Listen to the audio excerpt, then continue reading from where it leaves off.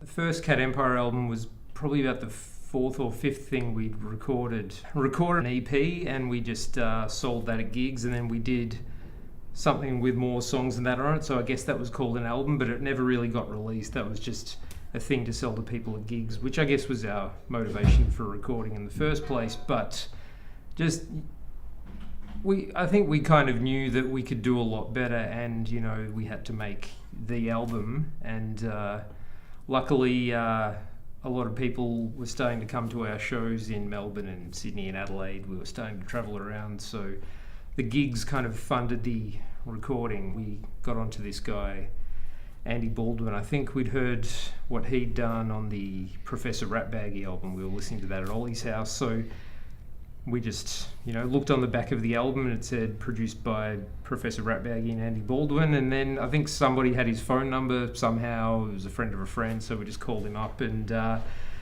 turned out he knew who we were, and he recorded part of our gig on his phone, and that was early days for recording things on your phone, so we were pretty surprised about that. That album got recorded in Melbourne and in Byron Bay, at like nearly every recording studio in Melbourne, at Andy's house, and I guess we never really had a deadline or a budget ceiling, so we just kept working on it. And we also didn't have a record company, so that probably would have given us a deadline if we had one of those. But that was cool, and we could really make exactly the thing we wanted to make with no limitations. And the song that we still play today from the first album and never really ever stopped playing is The Chariot. It's our kind of traditional closer for the set. I think anyone who's seen us before knows we're going to finish with that, or if we haven't played it, then it will be in the encore. I don't think we've ever done a gig without it. Two Shoes was the second Cat Empire album. We recorded that album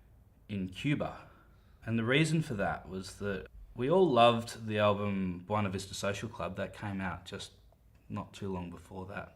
And so the first thought was, well, let's use the guy that recorded the album. Let's approach him, a guy called Jerry Boyes. Speaking to him, it became very evident that if we wanted to get the sound of Buena Vista, we needed to go to the space that it was recorded in, and that happened to be in Cuba. We were really interested in the idea of just being live in a room. And Jerry's great with that. Just set up all the mics in really great positions that just allowed us to play. For me, it's always about the songs that are most fun to play live, which of course is Soli Sombra. And it's not because it has my name in it. Ollie's Cha-Cha, it's not that reason. No, it's got a piano solo in it. It's a fun solo to play. So Many Nights was our third album. We'd just done a bit of a strange project. Two Shoes is our second album. Then after that, we made music for the Commonwealth Games, 2006 Commonwealth Games. And that was great. It was good fun making music for that, but we had all this material, we didn't know what to do. So we put that out, but that wasn't really an album. So we're kind of like, okay, what do we do now? Felix and Harry are writing a lot of songs, and that became So Many Nights. We got John Porter on board as a producer, and he is like your real kind of quintessential traditional producer, coming in, and we did pre-production rehearsals. We learnt a lot from him. Like he would sit down and really focus in on the drums and the bass and how they were locking together, and how do we finish the verse, how do we get into the chorus, and just a lot of that kind of structure of the song. He came over to Melbourne, spent some time with us in Melbourne, and we recorded all the main bed tracks in Melbourne. And then we went over to Malibu, and a lot of vocals and horns and all that stuff. So that was just bizarre, just hanging out in Malibu, like amongst all those kind of people. There's only one song off that album we still play quite regularly. That's The Darkness. That's one of Harry's tunes. It's a real good mood changer in the set. There's a lot of the stuff we do is quite upbeat, but then it brings it down. It starts really slow and moody. Cinema was our fourth studio album. Great producer, Stephen Tram, who's a really, really talented producer. And I think he kind of was unlucky in that he got us in a time when we weren't really at the peak of our creative energies.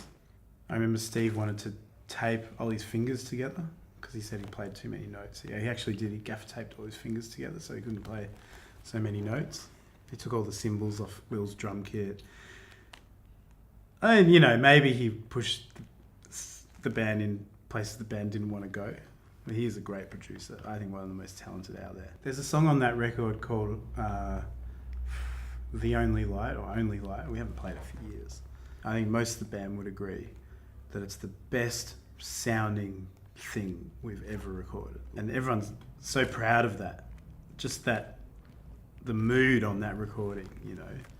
But it's actually not something that the band is.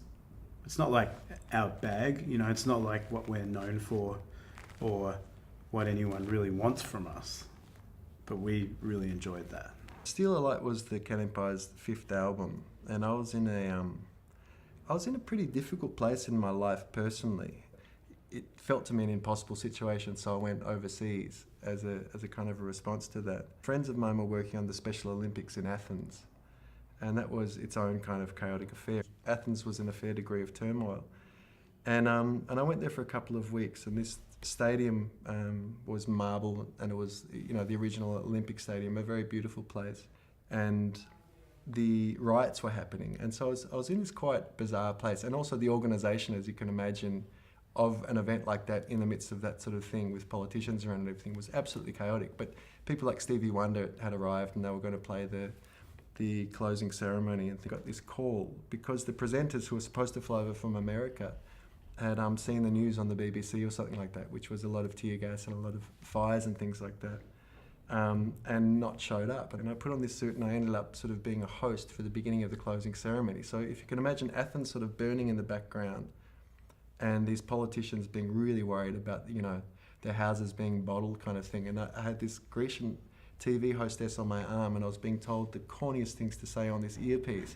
And it was totally bizarre. And then these athletes came in and celebrated in a way that I've never really seen before. So they had these fireworks going off, and I guess 1,000 mostly Down syndrome athletes celebrating.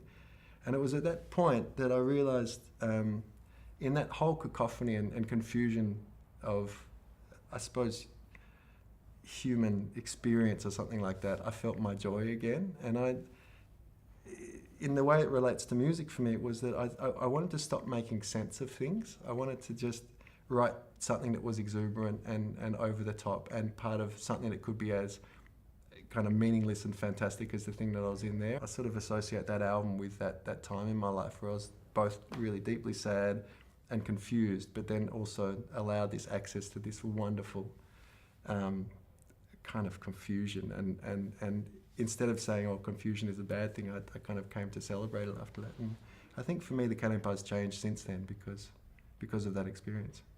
Rising with the Sun was our 6th official record to release, and I think we'd gained a lot of confidence off the back of Steal the Light.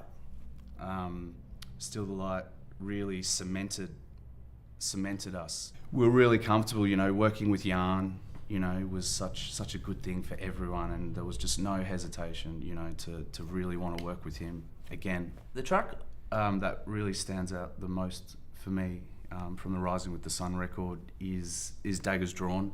Challenged us in a really good way, and now it's like it's a staple in our set now. And what it did for the band, you know, it really inflamed us, you know, because we love playing together. We love having that freedom in songs, and Daggers Drawn is exactly that. You know, let's, you know, Willie, Ryan, and Ollie do their thing. You know, you can't. It just sort of you know, lets that leash go, and they just go. And I'm sure, you know, people who've seen our gigs know what I'm talking about. You know, and it really almost like a release for all of us. You know, playing in that, and also it was almost like a gift from Harry. You know, I think to us, which is special for me as well. It's really kind and caring.